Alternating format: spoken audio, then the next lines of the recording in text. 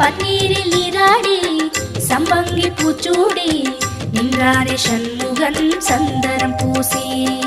ஓம் சரவண குஹ சரவண ஓம் சரவண குஹ சரவண. பன்னீரில் நீராடி சம்பங்கி பூச்சூடி நின்றாரே சண்முகன் சந்தனம் பூசி.